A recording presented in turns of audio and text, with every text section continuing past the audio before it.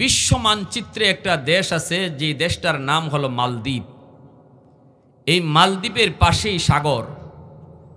এই সাগরে সৌদি আরবের জাহাজ এসে ডুবে গেছে, সবগুলি যাত্রী ডুবে মারা গেল, কিন্তু একজন হাফেজে কোরআনকে আল্লাহ তার কুদরতে বাঁচায় নিছে।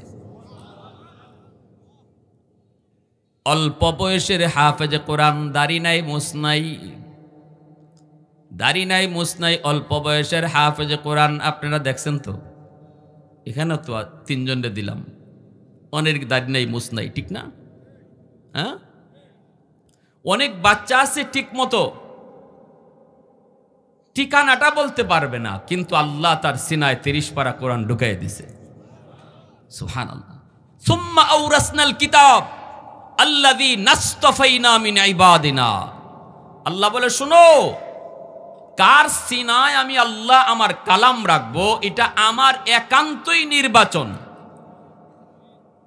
হাজারো হাজারো সিনার ভিতরে আল্লাহ যেই সিনাটাকে নিজে চোখে চয়েস করে, ওই সিনাতেই আল্লাহ তার কালামকে আমানত রাখেন।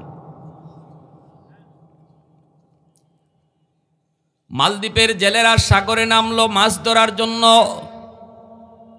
হঠাৎ করে দেখে কাঠের উপরে একটা সুন্দর বালক সাগরে ভাসতেছে।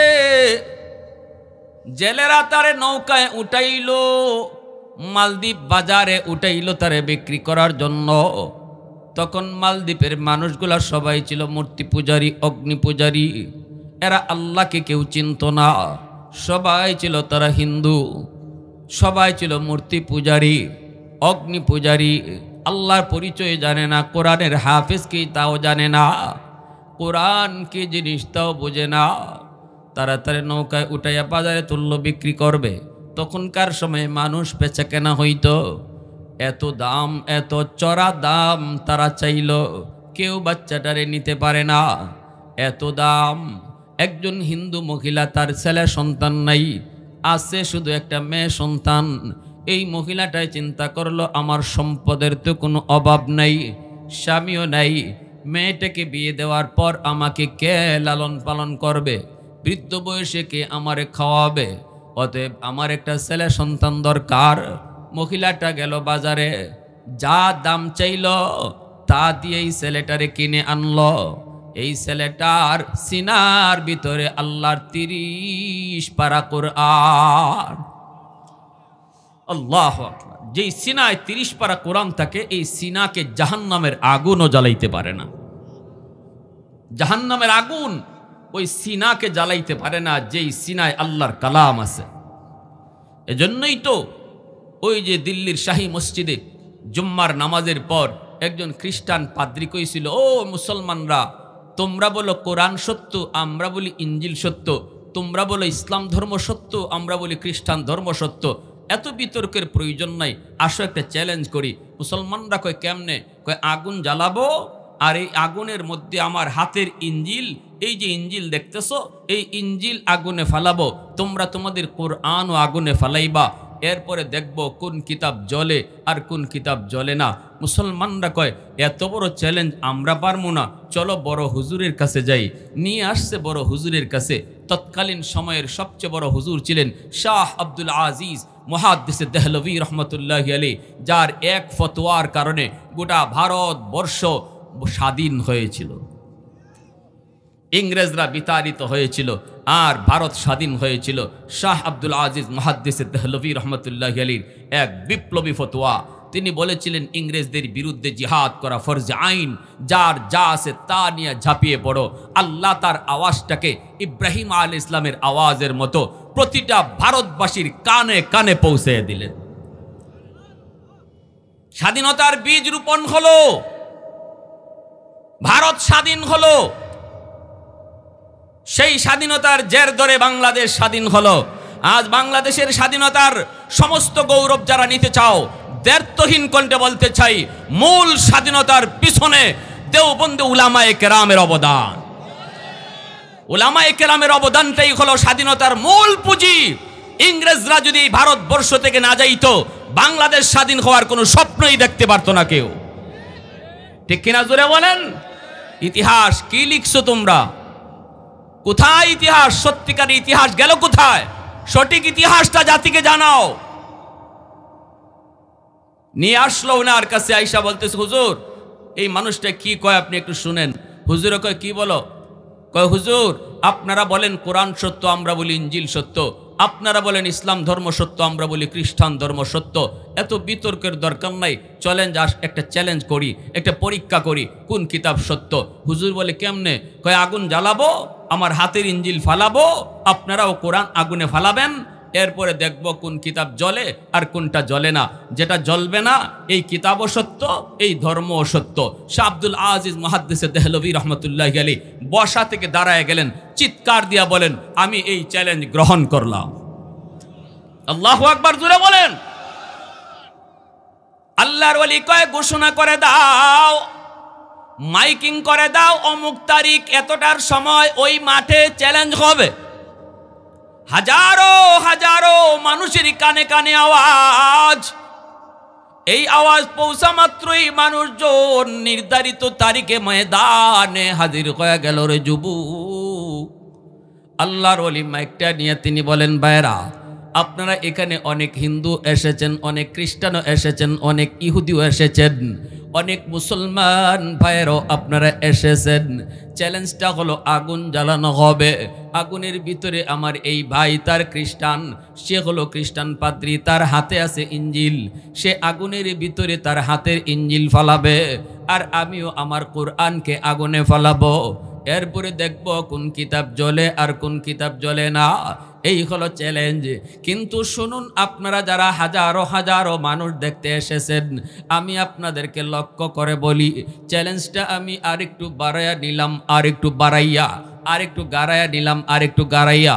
কেমনি কয়? আল্লাহর ওলি শাহ আব্দুল আজিজ মুহাদ্দিসে দেহলভী কয়, আমার ভাই সে তার ইঞ্জিল বুকে লইয়া আগুনে ঝাঁপ দিবে, আমিও আমার কোরআন বুকে লইয়া আগুনে ঝাঁপ দিব। আওয়াজ দেন না মিয়া সুবহানাল্লাহ। চ্যালেঞ্জ করতে আইছো মুসলমানের সাথে, এইবার টের পাইবা। ঠিক কিনা জোরে কোন? কয় না, শুধু ইঞ্জিল আর কোরআন আগুনে না, সে তার ইঞ্জিল বুকে লইয়া নিজে আগুনে ঝাঁপ দিবে, আমিও কোরআন বুকে লইয়া আমি নিজে আগুনে ঝাঁপ দেব।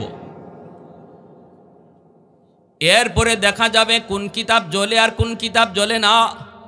শুধু তাই নয়, কারে আগুন জ্বালায় কারে আগুন জ্বালায় না।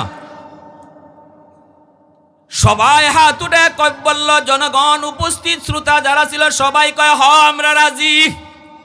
ঠিক না? এটা তো আরো ইন্টারেস্ট। কিন্তু ওই খ্রিস্টান পাদ্রীর পেটের মধ্যে মোচড় দিয়া উঠল, মোচড়। খ্রিস্টান পাদ্রী কয়, হুজুর আমি মাপ চাই। কি কয়? হুজুর আমি মাপ চাই, এত বড় চ্যালেঞ্জ আমি নিতে পারবো না। হুজুর কই কেন পারবা না? আমি যদি পারি তুমি কেন পারবা না? ঠিক কিনা জোরে বলো। আমি যদি পারি তুমি কেন পারবা না? তোমার ইঞ্জিল কিতাব যদি সত্য হয়, ইঞ্জিলও জ্বলবে না, তুমিও জ্বলবে না। আর কোরআন যদি সত্য হয়, কোরআনও জ্বলবে না, আমিও জ্বলব না। আল্লাহু আকবার। কিন্তু ওই খ্রিস্টান পাদ্রী কয়, হুজুর আমি মাপ চাই, হুজুর আমি মাপ চাই, আমি পারবো না। হুজুর কই কেন পারবা না? দেখো হাজারো জনগণ সবাই রাজি, তুমি কেন রাজি না? এখন যদি তুমি না পারো তাহলে জনগণের মাইর আর কিল আর ঘুষি একটাও মাটিত পড়বে না। কয় হুজুর আপনি আমারে বাঁচান, বাঁচান। আল্লাহর ওলি কয়, তাহলে মাইক হাতে নিয়া ষড়যন্ত্রটা তোমার কি, উদ্দেশ্যটা তোমার কি, চিটারিটা তোমার কি, এটা মানুষে জানাও।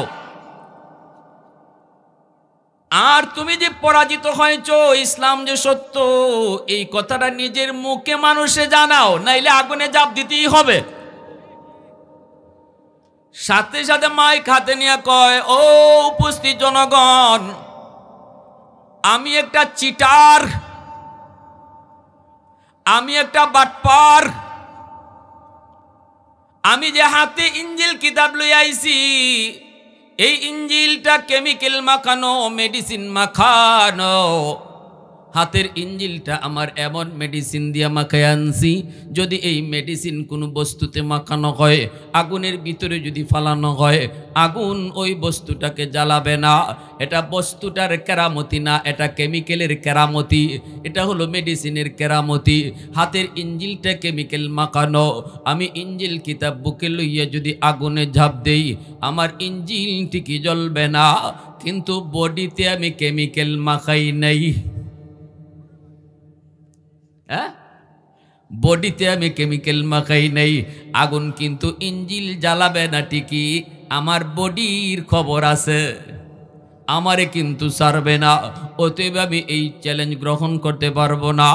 এবার আপনারা শুনেন, আমি মেনে নিলাম আমার পরাজয়। আমি একটা বাটপারি লইয়া আইছিলাম, আমি একটা চিটারি নিয়ে আসছিলাম। সত্যিকার অর্থে ইসলাম ধর্ম সত্য, আল্লাহর কোরআন সত্য। এই কথা বলতেই উপস্থিত জনতার ভিতর থেকে 20,000 খ্রিস্টান যুবক সাথে সাথে কালেমা পড়ে মুসলমান হয়ে যায়। আওয়াজ দিয়া সুবহানাল্লাহ। এইবার মুসলমানেরা কয়, হুজুর আপনি এটা কেমন কথা বলছেন? হুজুর আমরা তো দিলে কাঁপতেছি, এখনো আমরা কাঁপতেছি, এখনো আমাদের ভয় যায় না হুজুর। যদি ওই বেঈমান আপনার কথায় রাজি হয়ে যাইত, যদি সে আগুনে ঝাঁপ দিত ইঞ্জিল বুকে লইয়া, পরে আগুনে জ্বালাইতো, আমাদের কোনো কষ্ট নাই। কিন্তু হুজুর আপনি যদি কোরআন বুকে লইয়া আগুনে ঝাঁপ দিতেন, আর আগুন যদি আপনারে জ্বালাইতো, তাহলে আমরা আপনাকে কোথায় পাইতাম? আমরা তো আপনাকে হারাইতাম। এই কথা বলতে আল্লাহর ওলির চোখ থেকে দর দর করে পানি পড়ে, আর কয়, মুসলমানেরা রে একটু শোনো, আমার আল্লাহ বলেছেন, আমার নবীও বলেছেন, যেই বুকের মধ্যে কোরআন থাকে, এই বুকটারে, এই সিনাটারে জাহান্নামের আগুনও জ্বালায় না। আমার এই সিনার ভিতরে 30 পারা কুরআন, আমার 100 ইয়াকিন ছিল, 100 ইয়াকিন ছিল। আমি যদি কোরআন বুকে লইয়া আগুনে ঝাঁপ দিতাম, তাহলে কোরআনের খাতিরে আগুন আমার পশমটাও জ্বালাইতো না। এজন্য বলি যুবক, একজন হাফেজের বাবা হওয়া ভাগ্য লাগে রে, একজন হাফেজের মা হইতে বড় ভাগ্য লাগে। ওই যে হাফেজ কোরআন, সে হিন্দু মহিলার ঘরে গেল, মহিলাকে মা কয়, মহিলাও তারে ছেলে কয়, বোনটাও তারে ভাইয়া কয়। এইভাবেই দিন চলছে। হাফেজ সাহেব নিজের পরিচয় দেয় না মহিলারে, সে যে একজন হাফেজে কোরআন। এইভাবেই চলছে, বড় মায়া, বড় আদর। অল্প দিন পরেই সন্তান দেখতেছে মায় কান্দে। মায় কয়, বাবা বাবা আমি কান্দতেছি বড় একটা দুঃখে। হাফেজ সাহেব কয়, মা তুমি কেন কান্দ? কই, বাবা কান্নার কারণ হলো, প্রতি বৎসর নির্ধারিত তারিখে রাত যখন 12টা বেজে যায়, মালদ্বীপের সাগর থেকে সিডর হয়। সিডর পানিটা অনেক উঁচু হইয়া জলোচ্ছ্বাসের মতো মালদ্বীপ শহরে আক্রমণ করে, অসংখ্য অগণিত মানুষের প্রাণহানি ঘটে। সরকার জ্যোতিষীদেরকে বলল, গণকদেরকে বলল, জ্যোতিষী বিদ্যা পরে বের করো, গণকেরা গণনা করে বের করো, কেন এমন হয়, কেন এমন হয়, কিভাবে মালদ্বীপকে রক্ষা করা যায়। সাথে সাথে জ্যোতিষীরা জ্যোতিষী বিদ্যা পরে বের করলো, গণকেরাও জানায় দিল, এটা একটা খবিস জিনের কারসাজি। যদি এই সিডর থেকে মালদ্বীপকে বাঁচাইতে হয়, তাহলে একজন কুমারী সুন্দরী মেয়েকে রাম মন্দিরে রেখে দিতে হবে, যেই মন্দিরটা সাগরের পারে। এই মন্দিরে যদি একটা কুমারী সুন্দরী মেয়েকে রেখে দেওয়া হয়, তাহলে সিডর হবে না। কিন্তু সকালবেলা মেয়েটাকে আর জীবিত পাওয়া যাবে না, সকালবেলা তার লাশ আনতে হবে, লাশ। সরকার এই কথা শোনার পর বলতেছে, শহরের যত সুন্দরী কুমারী মেয়ে আছে তাদের তালিকা তৈরি করো, লটারি দেওয়া হবে। প্রতি বৎসর লটারিতে দেওয়া হয়, সুন্দরী মেয়ে যার নাম উঠে তারই এই মন্দিরে রেখে দেওয়া হয়। সিডর হয় না, জলোচ্ছ্বাস হয় না, কিন্তু মেয়েটার লাশ হিসাবে ফিরে, মেয়েটাকে আর জীবিত পাওয়া যায় না। এই বৎসর লটারি দেওয়া হয়েছে, আমার কলিজার টুকরা মেয়েটার নাম লটারিতে উঠছে। বাবা তুমি বলো, যেই মেয়েটাকে এত আদর করে বড় করেছি রে, এত মায়া করে যেই মেয়েটাকে লালন পালন করেছি, আজকে আমি মার চোখের সামনে মেয়েটাকে লাশ হিসাবে দেখব, জিনের ভোগ দেওয়া হবে। আমি মা সেটা কেমনে সইব, এজন্যই মায় কাঁদতেছি। হাফেজ সাহেব কই মা গো তুমি কেঁদো না, সমাধান আমি দেব, আমার বোনের কোনো ক্ষতি হইতে দেব না, আবার সিডুরও হবে না, তুমি কোনো টেনশন করো না, আমার বোনটারে নানার বাড়ি পাঠায় দাও, আর বোনের জামা কাপড় পরাইয়া আমাকে মেয়ে লোক বানায়া বসায়া রাখো, ওরা আমাকে মেয়ে লোক মনে করে মন্দিরে যায় রেখে দিক, এরপরে যা হয় আমি বুঝবো। মহিলায় কয় না বাজান, না না না, আমি তোমাকে হাতছাড়া করতে পারি না রে বাবা, না, আমি বৃদ্ধ হলে আমাকে কে পালবে, কে খাওয়াবে, আমি বড় আশা করে তোমাকে আনছি। হাফেজ সাহেব কই মা টেনশন করো না, আমার কোনো ক্ষতি হবে না গো মা, সিডোরের মধ্যে যেই পাওয়ার, জিনের কাছে যেই পাওয়ার, এর চেয়ে 1000 গুণ বেশি পাওয়ার আল্লাহ আমার সিনায় রাখছে। মহিলা তো অবাক, মহিলা কই বাবা কিসের পাওয়ারের কথা বলো, বুঝি না বুঝি না। হাফেজ সাহেব কই বুঝতে হবে না, ও মা আমার সিনার মধ্যে আমার মালিকের 30 পারা কুরআন, এই কোরআনের পাওয়ার জিনের পাওয়ারের চেয়ে, সিডোরের পাওয়ারের চেয়ে 1000 গুণ বেশি। মেয়ে লুকির পোশাক পরে হাফেজে কোরআনকে বসায় রাখা হলো। এর যুবক হাফেজে কোরআনকে মেয়ে লুকির পোশাক পরে বসায় রাখা হলো, বোনের জামা কাপড় পরাইয়া বোনটারে নানার বাড়ি পাঠাইয়া হাফেজ শাহ পালঙের মধ্যে বসা। সন্ধ্যা হলে পরে সরকারি সৈন্যরা আইসা, আর্মিরা আইসাই জোর করে ধরে নিয়ে যাবে। দরজার সামনে আইসা নক করলো সরকারি ফৌজ, মা দরজা খুইলেই দেখি আর্মিরা হাজির, মেয়েটাকে ধরে নিয়ে যাবে। হিন্দু মহিলা হাফেজে কোরআনের কথা এতটা বুঝে না, কোরআন কি জিনিস তাও বুঝে না, কোরআনের শক্তি কেমন তাও জানে না, আল্লাহর কালামের পাওয়ার আছে নিনা নাই, আরো যেরকম আছে নিনা নাই। আমাদের সিলেটের একজন বহুত বড় বুজুর্গ আছিলেন নুরুদ্দিন ঘরপুরি রহমতুল্লাহি আলাইহি, ইনি শনি মঙ্গলবারে মানুষকে ফু দিতেন, বোতলের মধ্যে পানি ফোড়া দিতেন। কেমনে? হাজারো হাজারো মানুষ জমা হয়ে যাইত, হুজুরে কেমনে পানি ফোড়া দেবেন সবাইকে? মাদ্রাসার সামনে একটা বিশাল বড় পুকুর ছিল, এই পুকুরের মধ্যে ফু দিয়া হুজুর চলে যাইতেন কাজে, আর বলতেন তোমরা এই পুকুরের যে কোনো জায়গা থেকে পানি নাও। পুকুরের যে কোনো জায়গা থেকে পানি নিত, কাজ হয়ে যেত। আল্লাহু আকবার। একজন মানুষ সিলেট থেকে আসছে, লন্ডন থেকে আসছে, এসে বলতেছে হুজুর আমি বড় শখ করে আসছি, আপনার কাছ থেকে এক জগ পানি নিব, পানি ফোড়া নিব। হুজুর কয় আমি তো পুকুরে ফু দিলাম, এখান থেকে নিয়ে যাও।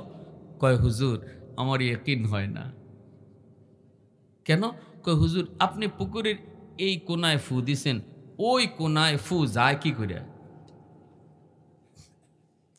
তো হুজুর বলেন আচ্ছা তো ইয়াকিন হবে, তুমি ধরো তোমার এই জগে আমি নিজেই একাই ফু দিমু, বা তোমার জগটাতেই শুধু ফু দিমু, কিন্তু ধরো ভালো কইরা।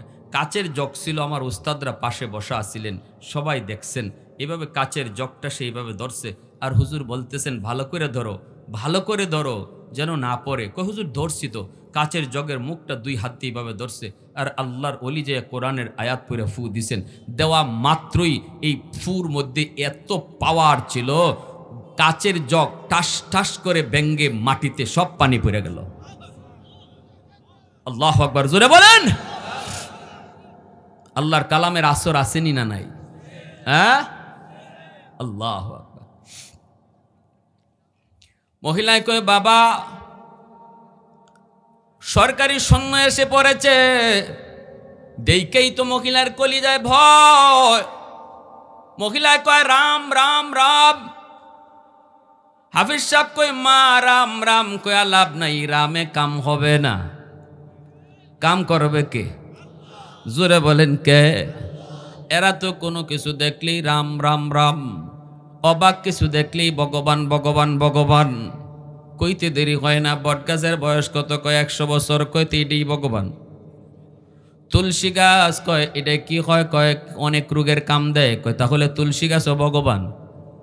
হ্যাঁ, এইভাবে গাবি কইডো ভগবান কেমনে কয় দুধ দেয়, উলান কাটলে পরে দুধ পাওয়া যায় না, তাহলে গাবিও ভগবান, গঙ্গা নদীও ভগবান। ভগবান কইতে কইতে বানাইতে বানাইতে বানাইতে বানাইতে আসিল শুরুতে কাবা শরীফে 360টা, আর এখন হইছে 33 কোটি। কয় কোটি? হ্যাঁ, আগুনও ভগবান। উসমান হারুনি খাদেম নিয়ে রওনা দিছে, কয় বাবা একটু দেখতো আগুন নি পাওয়া যায়, আমি অজুর ফানিটা গরম করব। খাদেমে পাইছে কিছু মানুষ আগুনের পূজা করে, যে বলতেছে ভাই একটু আগুন দিবা, আমার উস্তাদ আগুন দিয়ে অজুর ফানি গরম করবে। কয় না, মুসলমানরা আমরা আগুন দেই না, কারণ আগুন আমাদের ভগবান, আগুনের পূজা করি। উসমান হারুনি নিজে আসছে, আইসা কয় বাবা দেও না একটু আগুন। কয় না, বললাম তো দিমু না। কয় কেন দিবা না? কয় আগুনের পূজা করি। কেন পূজা করো? কয় বাপদাদা করছে। কেন করছে? কয় যদ্দূর জানি দুনিয়াতে আগুনের পূজা করলে মরণের পরে আগুন জ্বালাবে না, একটু মায়া করব, একটু আদর করব। উসমান হারুনি কয় তাহলে তো আরও ভালো, দুনিয়াতে একটু টেস্ট করে দেখো আগুন তোমাদেরকে মায়া করে কি করে না। কয় কেমনে? কয় আঙ্গুল দিয়ে দেখো আগুনে, 60 বছর তো আগুনের পূজা করছো, মনে হয় আগুনে একটু আদর করব, আঙ্গুল জ্বালাবে না। আর যদি দুনিয়াতে আঙ্গুল জ্বালায় তাহলে বুঝবা মরণের পরে বডিও জ্বালাবে। কয় বুঝছি হুজুর, আপনি আইসেন আমাগরে আগুন দিয়ে ফুরায় মারতেন। হুজুরে কয় না না, ফুরায় মারার জন্য আসি নাই, যা বলার ঠিক বলেছি। কয় না, আগুনের স্বভাবই তো জ্বালানো, আগুন তো সব জ্বালাবেই। উসমান হারুনি কয় না, আগুনের স্বভাব জ্বালানো নয়, আগুন চাইলেই যদি জ্বালাইতে পারতো তাহলে ইব্রাহিম খলিলকে আগুন কেন জ্বালাইল না? তোর পাহাড়টা জলে সাই সাই হয়ে গেল, অথচ মূসা নবীর পশমও আগুনে জ্বালাইল না। কেন আগুন তাদেরকে জ্বালাইল না? আগুনের নিজস্ব কোনো ক্ষমতা নাই, আগুন তার মালিকের আদেশে চলে। এই কথা বলতে অগ্নি পূজারীরা কয় মৌলবী মূসা বুঝি না, ইব্রাহিম বুঝি না, আমরা বর্তমান বুঝি। উসমান হারুনি কয় তাহলে বর্তমানেও দেখো। এই বইলেই তিনি ছোট্ট একটা বাবুরে কুলে নিয়া একটা লাফ দিয়া আগুনের ভিতরে চলে গেলেন। আল্লাহু আকবার। সবাই তো অবাক হয়ে কই রাম রাম রাম, হাইরে মৌলবী মরছে মরক, মৌলবী জলসে জলক, আমাদের শিশু বাচ্চাটার কি দোষ ছিল, এর কেন আগুনে নিয়ে গেল? হঠাৎ করে তাকায় দেখে আগুনের ভিতরে আল্লাহর ওলি উসমান হারুনি ছোট্ট শিশুটারে নিয়ে তিনি আদর করে চুমু খায়, হাসে। আগুন আগুনের মতো করে উড়ে তাদেরকে টাচ করে না। বেশ কিছুক্ষণ আগুনের ভিতরে থাকার পর আবার আল্লাহু আকবার কইয়া শিশু বাচ্চাটারে নিয়ে তিনি লাফ দিয়া তিনি বের হয়ে আসলেন। এইবার অগ্নি পূজারীরা কয় হায় হায়, আমরা এতদিন পর্যন্ত কাকে ভগবান বলি? আগুন তো বড় ভগবান নয়, যাকে আগুন জ্বালাইতে পারে না সে তো বড় ভগবান। ওই যে ভগবান বাড়ায়, এইভাবে বাড়াইতে বাড়াইতেই 33 কোটি হয়েছে। এখন ওনাকে সেজদা দেওয়া শুরু করছে। উসমান হারুনি লাঠি দিয়ে আঘাত করে, রে আহমকের দল, এ বেকুফের দল, আগুন যে আমাকে জ্বালায় নাই এটা আমার কোনো কৃতিত্ব না, আমার কোনো বাহাদুরি না, আমি আগুনের মালিকের পূজা করি, আগুনের পূজা করি না। তোমরাও যদি আগুনের পূজা না কইরা মালিকের পূজা করো তাহলে আগুন তোমাদেরকেও জ্বালাবে না। সাথে সাথে উপস্থিত সবগুলা অগ্নি পূজারী আল্লাহর ওলি উসমান হারুনির হাতে হাত রেখে কালেমা পড়ে মুসলমান হয়ে যায়। হাফেজে কোরআন কয় মা রাম রাম কইও না, রামে কোনো কাম হয় না। সাথে সাথে মা নীরব। সরকারি ফৌজেরা ঘরের ভিতরে ডুইকা দেখে পালঙের ভিতরে বসা একটা সুন্দর বালক, এত সুন্দর তার চেহারা, কোনদিন তারা মালদ্বীপে এত সুন্দর মানুষ দেখে নাই। বলুন তো চেহারা তো সুন্দর হবেই, কারণ এই বাচ্চাটার জন্ম তো মালদ্বীপে নয়, জন্ম হলো মক্কায়, যেখানে আমার নবীর দেশ। এজন্য চেহারাটার ভিতরে এত মায়া, এত আকর্ষণ। সরকারি সৈন্যরা কয় এত সুন্দর মেয়ে তো কোনোদিন দেখি নেই। এ যুবক, আমার ওয়াজটা বুঝে থাকলে বলেন এটা ছেলে না মেয়ে? হয় নাই? পিছনের বাইরা কয় নাই, জোরে কও ছেলে না মেয়ে? ছেলে, কিন্তু পোশাক পরছে মেয়ে লোকের। এরা তো বুঝে না, দাড়ি মুছ নাই, বুঝার তো কোনো কুদরত না। এখন শুরু হবে আল্লাহর কালামের পাওয়ার। মনোযোগ কার কার একটু হাত ওঠে, একটু আল্লাহরে দেখান। আল্লাহ কবুল করো, জোরে কোন আমিন, আরো জোরে আমিন। আল্লাহ পাক কই জানোনি, আল্লাহ পাক কই জানোনি, এই জমিনের ভিতরে যেই পরিমাণ গুনাহ হয়, অত্যাচার হয়, জুলুম হয়, বহু আগেই জমিন মানুষকে খেয়ে ফেলতো, বেনামাজিকে জমিন গিলে ফেলতো, সুদকুরকে জমিন গিলে ফেলতো, ঘুষকুরকে জমিন গিলে ফেলতো। জমিন প্রতিদিন আমি আল্লাহর কাছে আবদার করে, এরে নাটুরের মানুষ, আপনাদের নাটুরের জমিনটাও প্রতিদিন আল্লাহর কাছে আবদার করে, আলা কুল্লা ইয়াউমিন ওয়াল আরদা ইয়াস্তাজিলু রাব্বাহু। জমিনে কয় মালিক, আর কত নাফরমানের হাঁটা আমি দেখব, আর কত বেনামাজির পায়ের বোঝা আমি নিব। ও মালিক, সুদকুরির পায়ের আওয়াজ কত শুনব। ও জমিন, আল্লাহ পাক কয় রে জমিন থাম, তোর কি ইচ্ছা একটু তুই ক। জমিনে কয় মন চায় এই বেনামাজিরে আমি গিলে ফেলি, জিন্দা কবর দিয়ে ফেলি। ও মালিক অনুমতি দাও, আসবিরু মাতা আসবিরু, কত কাল আর আমি ধৈর্য ধরব, আমার আর ধৈর্য কুলায় না গো আল্লাহ, আর কত আমি নাফরমানের অহংকারী হাঁটা দেখব। অনুমতি দাও, অনুমতি দাও, সুদকুর ঘুষকুরকে আমি জিন্দা কবর দিয়ে ফেলি। আল্লাহ পাক রব্বুল আলামিন কয়, শুধু জমিন নয়, সাগর মহাসাগরগুলিও প্রতিদিন আমি আল্লাহর কাছে আবদার করে। কক্সবাজার সমুদ্র সৈকতের পারে যায় কত যুবক অন্যায় করে, জুলুম করে, নাফরমানি করে, সাগরের পানি চেয়ে চেয়ে দেখে। গেছে বেড়াইতে করে অন্যায়, ঠিক কিনা জুড়ে বলো। সাগরের পানি আল্লাহর কাছে আবদার করে, মালিক আমি পানি আর কত গুনাহ দেখব, আর কত নাফরমানি দেখব। ওই নাফরমানগুলি জমিনটারে নাপাক বানায় ফেলছে। আল্লাহ আমি পানিকে তুমি অনুমতি দিবানি, ওই নাফরমানগুলাকে আমি ডুবায় ফেলবো, ওই জমিনটারে আমি পাক বানায় ফেলবো। আল্লাহ তুমি অনুমতি দিবানি। মুহূর্তের ভিতরে আমি কত উশৃঙ্খল হই, নাফরমান দেখে জানে। 10 তলা বিল্ডিং আমি পানি ডুবায় দিতে পারি, আল্লাহ সব কিছু এই নাফরমান জানে। এরপরও কিন্তু আমি পানিরে দেখায় দেখায় গুনাহ করতেছে, নাফরমানি করতেছে, আর কত দেখব। আল্লাহ অনুমতি দাও, সবগুলিরে আমি গিলে ফেলি। আল্লাহ পাক রব্বুল আলামিনের কলিজায় কত মায়া, কত দরদ তোমার আমার জন্য রে যুবক। আল্লাহ তখন জমিন রে ধমক দিয়া কয়, এরে জমিন ভালো করে শুন, আমি আল্লাহ দেখতেছি জমিনে কত গুনাহ হয়, কত অত্যাচার হয়, কত জুলুম হয়, কত নাফরমানি হয়। এরপরও আমি নগদ কেন ধরি না জানোনি? কারণ এই মানুষকে আমি আল্লাহ বড় আদর করে বানাইছি।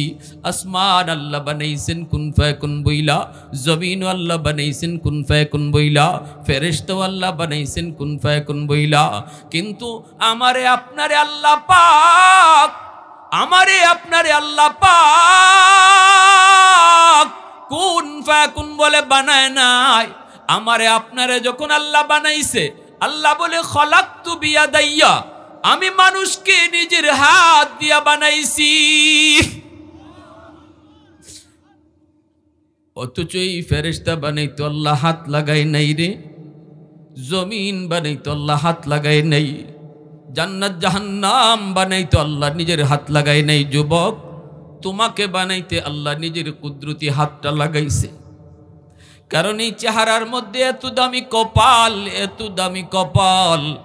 আল্লাহ বলে এই কপালটা আমি আমার সেজদার জন্য বানাইছি।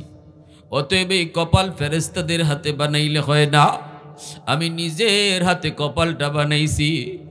আল্লাহ কয়, জমিন যতদিন পর্যন্ত এই জমিনে হাফিজে কোরআন থাকবে, যতদিন পর্যন্ত মানুষ মাদ্রাসাকে মহব্বত করবে, যতদিন পর্যন্ত এই জমিনে আমি আল্লাহর কালামের আওয়াজ উঠবে, ততদিন পর্যন্ত এই জমিন আমি টিকায় রাখবো। জোরে কোন সুবহানাল্লাহ।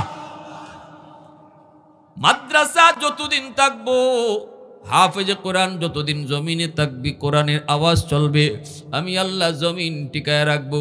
ওই গুনাহগার বান্দার গুনাহ আমি দেখতেছি, অপেক্ষা করি কোথায় কোন জায়গায় মাহফিলে বইসে চুকির পানিটা ফেলায়, আল্লাহ ভুল করেছি, আল্লাহ জীবনে বহু ভুল করেছি, যৌবনকালটা গুনায় কাটাইছি, অথচ ডান দিকে তাকাইলে দেখি আমার বন্ধু কবরে শুয়ে রইছে, বামে তাকাইলে দেখি আমার বন্ধু কবরে শুয়ে রইছে। আল্লাহ ভুল করেছি, আর জীবনে নাফরমানি করব না গো, আর জীবনে নামাজ ছাড়ব না, হারাম কাজ করব না। আল্লাহ কইরে জমিন ভালো করে শুন, আমার বান্দা এমন তওবা করার সাথে সাথে আমি তার পিছনের জীবনের সব গুনাহ মাফ কইরা দিমু। এজন্যই ওই হাফেজে কোরআন কয়, মা টেনশন তুমি কইরো না, আমাকে বিদায় দাও। সরকারি ফৌজেরা তারে ধরে নিয়ে যাইতেছে। হাফেজ সাহেব কয়, আমায় টাচ করা লাগবে না, আমি নিজেই যাব। নিজেই তারে নিয়ে যাইতেছে, যাইতেছে যাইতেছে সাগরের পারে সেই রাম মন্দির, মন্দিরে রাইকে সরকারি সৈন্যরা চলে আসলো। হাফেজে কোরআন মন্দিরে ডুইকা মহিলাদের পোশাকটা খুইলা, ভিতরে তার নিজের পোশাক, হাতের মধ্যে ছিল জায়নামাজ। জায়নামাজটা মন্দিরের ভিতরে বিছায়া দিল। এই জায়নামাজে সেজদায় পড়ে আল্লাহর কাছে কান্দার কয়, মালিক আজকে প্রমাণ হবে জিনের পাওয়ার বেশি নাকি তোমার কালামের পাওয়ার বেশি। মালিক আজকে প্রমাণ হবে পানির পাওয়ার বেশি নাকি সূরা ইয়াসিনের পাওয়ার বেশি।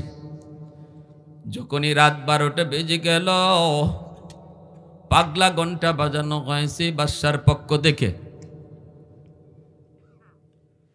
আছে তো মনোযোগ সবার, আছে তো নাকি ঘুম পাইতেছেন আপনি? সজাগ আছেন সবাই? লা ইলাহা ইল্লাল্লাহ, জুরে লা ইলাহা ইল্লাল্লাহ।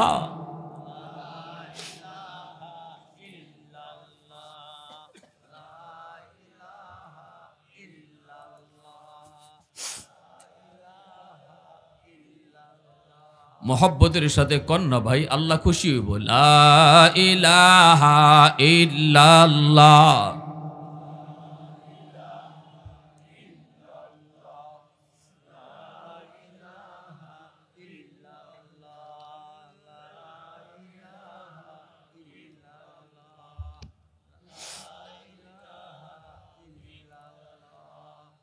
লা ইলাহা ইল্লাল্লাহ।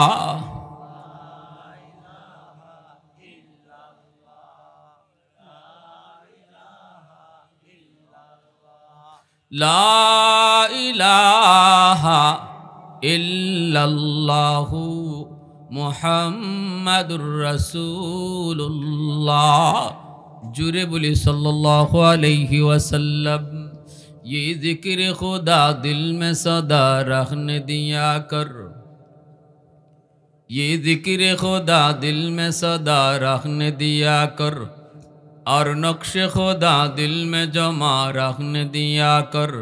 क्या जाने हक इस्लाम है कोई फضل इलाही, हर वक्त दौर क़ल्ब खला रखने दिया कर। मुर्शिद की नजर गज़ बसर से न होती है, क्या खुश नजरी खुश नजरी खुश नजरी है, क्या खुश नजरी खुश नजरी खुश नजरी है।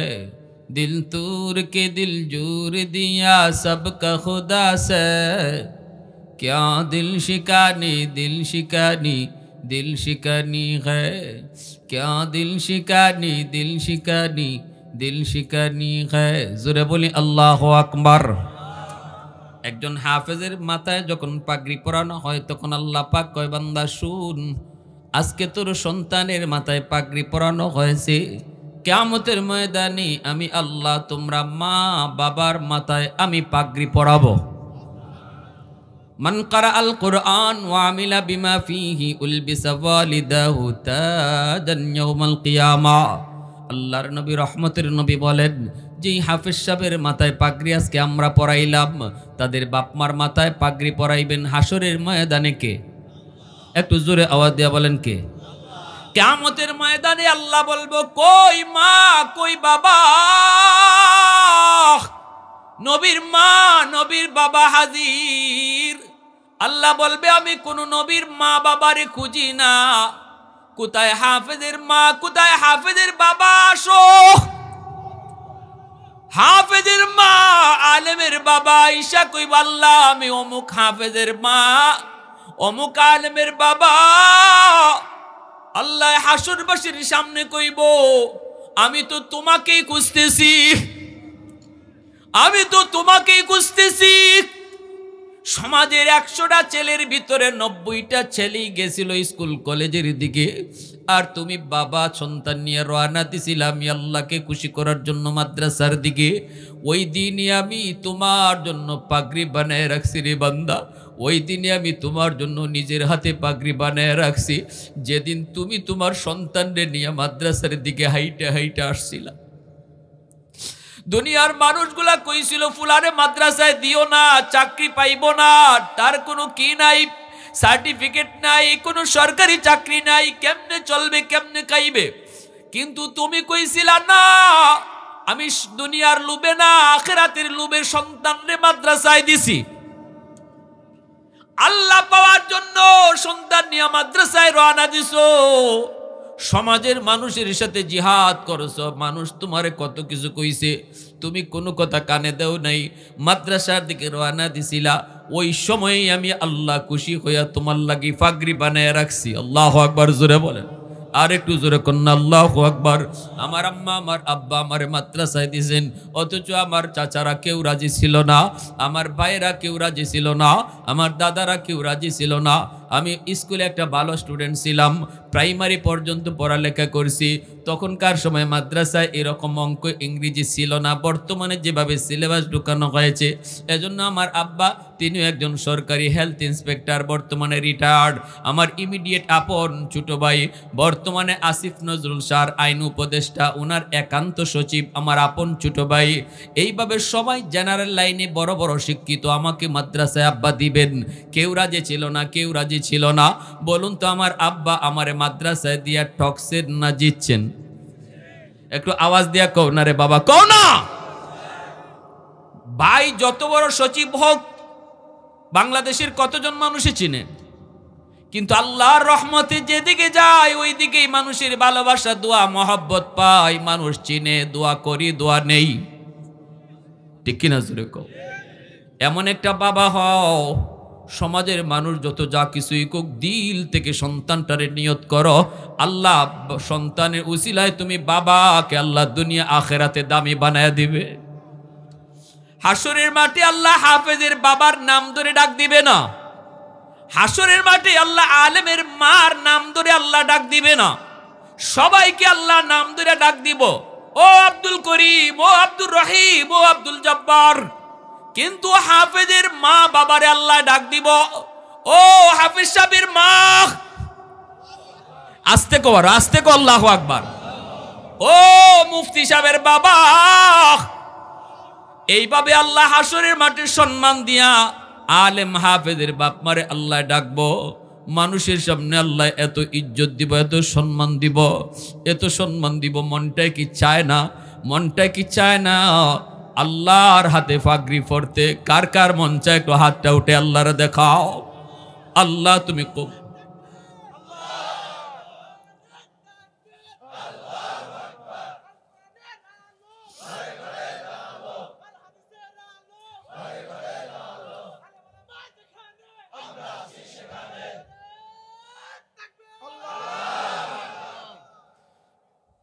ধন্যই মা, ধন্যই বাবা, যেই বাবা সন্তানটারে হাফেজ বানাইছে, আলেম বানাইছে। আজকে যেই 3টা ছেলে পাগড়ি নিল, এই 3টা ছেলের বাপ মা জানে তাদের কলিজায় আজকে কত আনন্দ। এই দুনিয়াতে এই সময়টাতে বাপ মার কলিজায় যেই আনন্দ, পৃথিবীতে কোনো বাপ মার কলিজায় এত আনন্দ নাই, ঠিক কিনা জোরে কও। মন কি চায় না? মনটাকে তোমার চায় না? হাসরের মাঠে আল্লাহ কইব যাও জান্নাতে যাও, কইব আমার বাপ মা সারা জান্নাতে যাইতাম না। আল্লাহ কইব যাও বাপ মারে তুইলা আনো। বাপ মারে তুইলা আনতে গেলে পরেই তখন দাদা দাদি কইব বাবারা তোমরা তো তোমাদের সন্তানের সুপারিশে আজকে মুক্তি পেয়ে গেছো, কিন্তু আমরা দাদা দাদি নানা নানি আমরাও তো আমাদের নাতিটারে কম মায়া করি নেই, একটু যায় কইও সুপারিশ করার জন্য। কইও আল্লাহর কাছে একটু কওয়ার জন্য। তখন তার বাপ মা আইসা যখন ছেলের সাথে জান্নাতের দিকে রওনা দিবে, ছেলের পাশে বাপ মায় কইব, বাজান তুমি যখন তোমার বাপ মা ছাড়া জান্নাতে যেতে চাও নাই, আমরাও আমাদের বাপ মা ছাড়া জান্নাতে যাইমু না। আল্লাহ কইব, যাও হাফেজের দাদা দাদি নানা নানিরে তুইলে আনো। এলাকার মানুষগুলি কইব, ও ভাই, নাতির সুপারিশে আজকে মুক্তি পাওয়া গেছো, কিন্তু আমরা কি দোষ করলাম? আমরা তো ওই এলাকার মানুষ, যেই এলাকার মাদ্রাসায় পইরে তোমার নাতিটা হাফেজ হইছে, আলেম হইছে। আমরা তো এই মাদ্রাসায় সাহায্য করছি, সহযোগিতা করছি, তারে একটু পড়ালেখার সুযোগ দিছি, খাওয়ার সুযোগ দিছি, একটু আমরার কথা যায় একটু কইও। তখনই দাদা দাদি নানা নানি আইসে কইব, বাইরে তুমি যেই মাদ্রাসায় ফইরা হাফেজ সাহেব হইছিলা, ওই এলাকার মানুষ, কিছু মানুষ জাহান্নামের আগুনে আমাদের কাছে বারবার অনুরোধ করছে একটু সুপারিশ করার লাগে। তখনই হাফেজে কোরআনে কইব, আল্লাহ যেই মানুষগুলির সহযোগিতায় আমি আলেম হইছি, হাফেজ হইছি, এই মানুষগুলি ছাড়া আমিও জান্নাতে যাইমু না। হাদিস শরীফে এসেছে, আল্লাহর নবী বলেন, ওই এলাকার মানুষগুলিকে দুইটা সারিতে আল্লাহ দাঁড় করাইয়া হাফেজ সাহেবরে মাঝখান দিয়ে আল্লাহ সেইরা কইব, যাও দেখো তোমাকে কারা কারা চিনে, তুমি কাদেরকে চিনো। একজনে কইব, হুজুর আপনি আমারে চিনচিননি। কে আপনি? কয়, আনাল্লাযী সাকাইতুকা মাআ, আমি আপনারে এক গ্লাস পানি পান করাইছিলাম। আরেকজনে কইব, হুজুর আপনি আমারে চিনচিননি। আনাল্লাযী ওয়াহাবতুকা ওযুয়া, আমি আপনাকে এক বদনা অজুর পানি দিছিলাম। মুহাদ্দিসিনে কেরাম হাদিসের ব্যাখ্যায় লিখেন, এখানে পানি আর অজুর পানি শুধু উদ্দেশ্য না, যতজন যত লাইনে মাদ্রাসারে সহযোগিতা করছে টাকা দিয়া পয়সা দিয়া, এই প্রতিটা মানুষকে সেদিন সে চিনবে, এরাও তাকে চিনবে, আর আল্লাহ বলবে বরযাত্রীর মতো জান্নাতে ঢুকো।